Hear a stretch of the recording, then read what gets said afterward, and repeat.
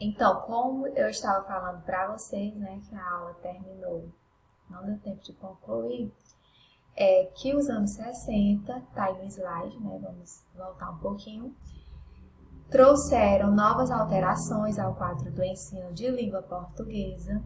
Chegam ao Brasil os estudos linguísticos e os cursos de letras passam a trazer em suas matrizes curriculares a disciplina de linguística, na época apoiada em uma visão estruturalista.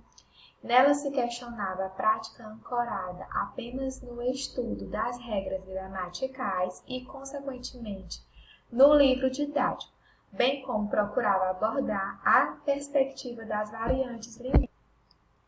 Então, como eu falei para vocês, a variante linguística utilizada por boa parte da população estudantil não era a mesma estudada em sala de aula e nos livros didáticos, né? Então, ocorreu uma quebra da língua portuguesa, aquela que era utilizada dentro das salas de aula e aquela que era usada no cotidiano das pessoas, dos alunos, né? Fora da sala de aula.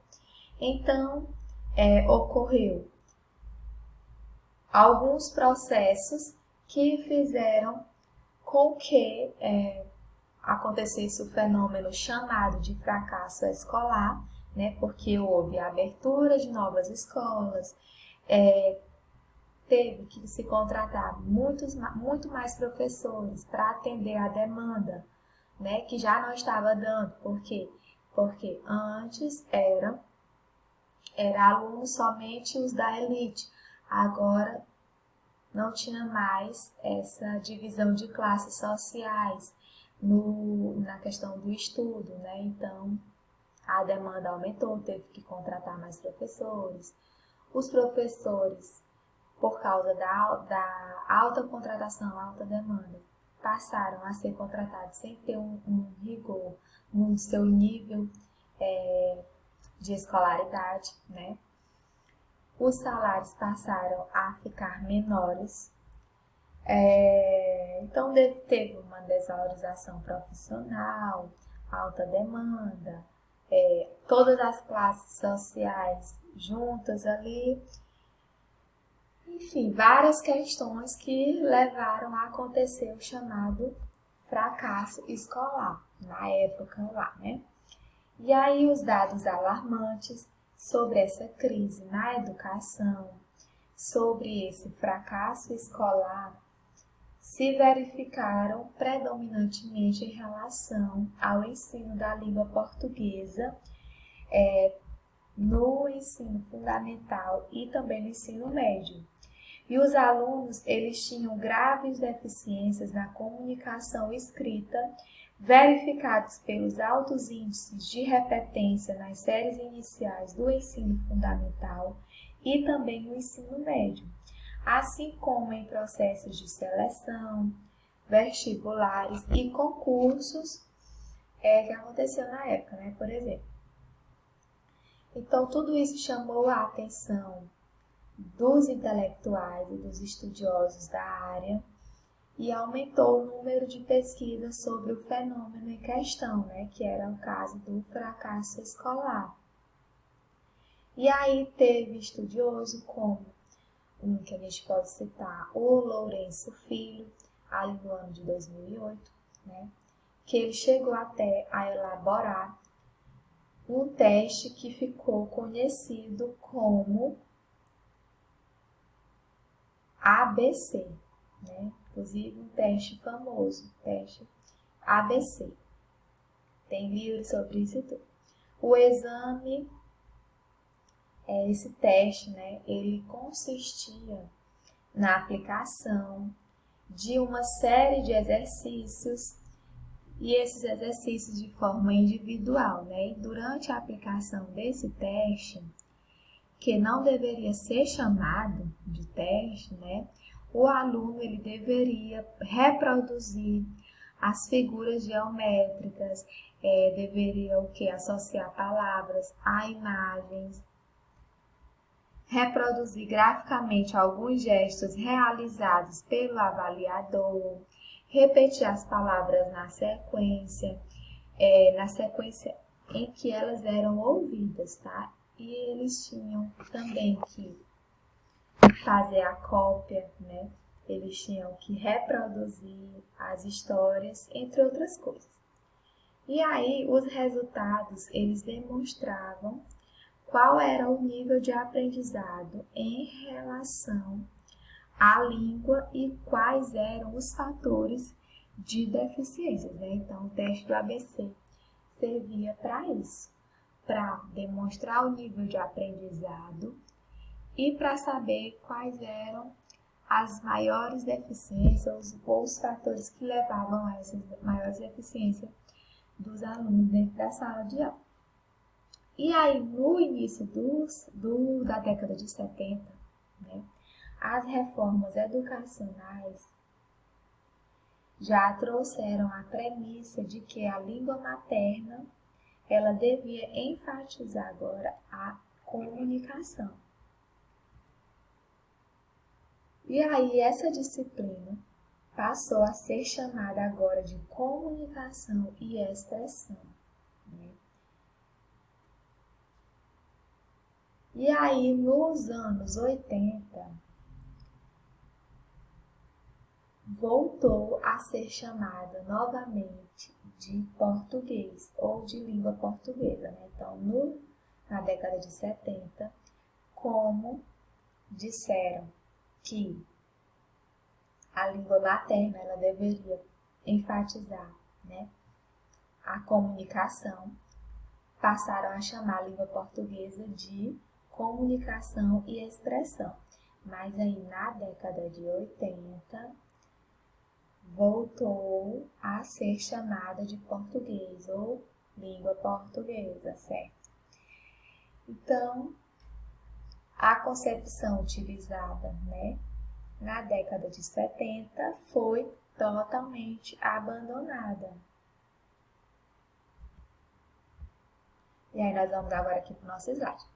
Os anos 80 foram muito importantes para lançar um novo olhar sobre a disciplina de língua portuguesa e o que se estuda nela.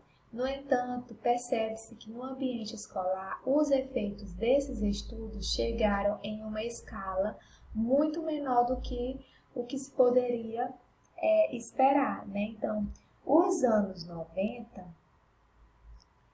e já que nos primeiros anos do século XXI, né, tem demonstrado que ainda há uma visão tradicional do ensino da língua portuguesa, que ainda tem aquela questão de regras de memorização, né? Mas que os discentes, eles, apesar disso, apesar de ainda utilizar métodos tradicionais, né, daquela época, um pouco antigos já, de língua portuguesa, né, de ensinar a língua materna, já estão o quê? Quebrando um pouco as barreiras e se atualizando. Estão se modernizando, né? Claro, ainda existe na sala de aula o trabalho como antigamente, mas também já existe a questão de trabalhar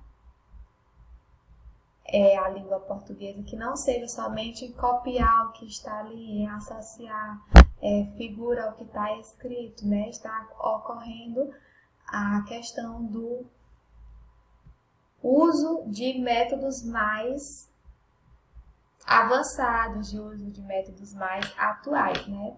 Para que ocorra a alfabetização. Então, vamos lá.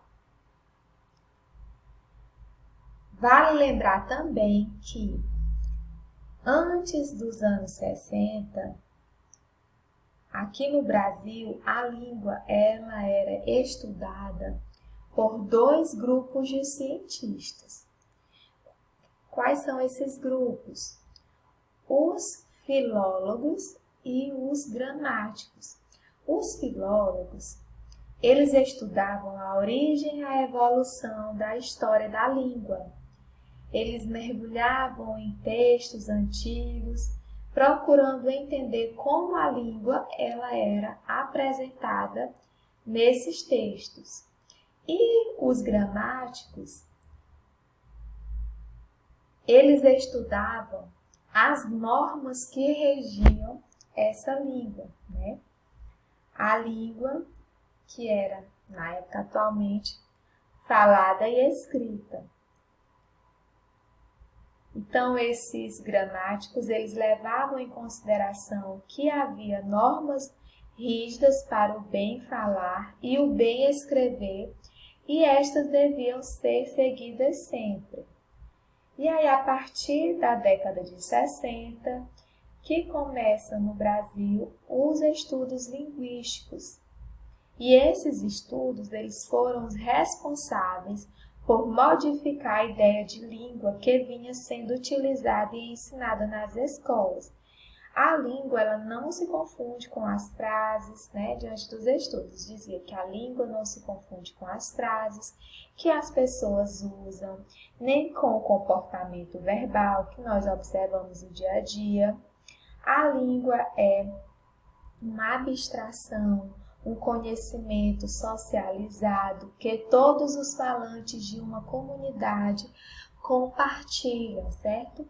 É uma espécie de código que habilita essas pessoas a se comunicarem entre si, tá bom?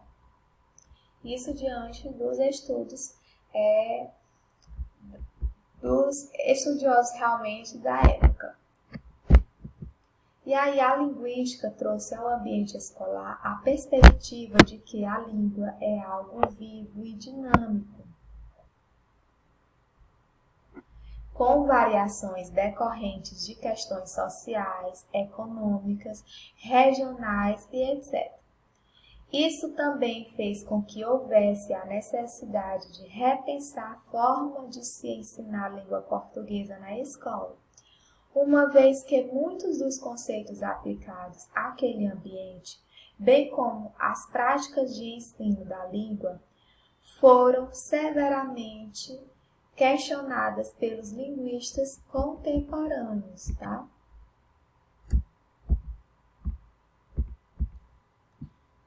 Então, de todas as práticas escolares, a que foi mais questionada no contexto criado pela linguística foi a velha prática do ensino gramatical, tá bom? E aí, entre outras coisas, lembrou-se que os verdadeiros objetos linguísticos com que a gente lida no dia a dia são sempre textos, né? Sempre são textos, nunca sentenças isoladas. E aí foi se observando que as gramáticas, elas têm muito pouco a dizer sobre os objetos, né? Mostrou-se que os gramáticos, eles descrevem uma língua que não tem realmente uma existência tão real.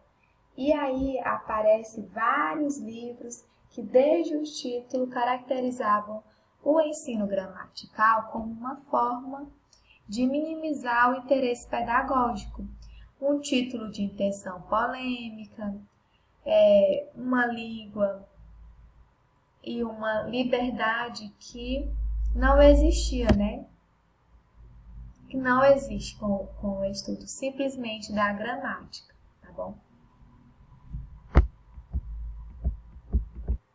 Então, ao se perceber a produção da língua em qualquer instância, seja ela verbal ou escrita, ou oral ou não, reforçou-se o caráter social da língua e a necessidade de entender como funcionam os meandros da linguagem e a perspectiva de que o texto é a chave para o seu entendimento, tá bom? E parte desses fundamentos tem origem nos estudos sociolinguísticos, tá?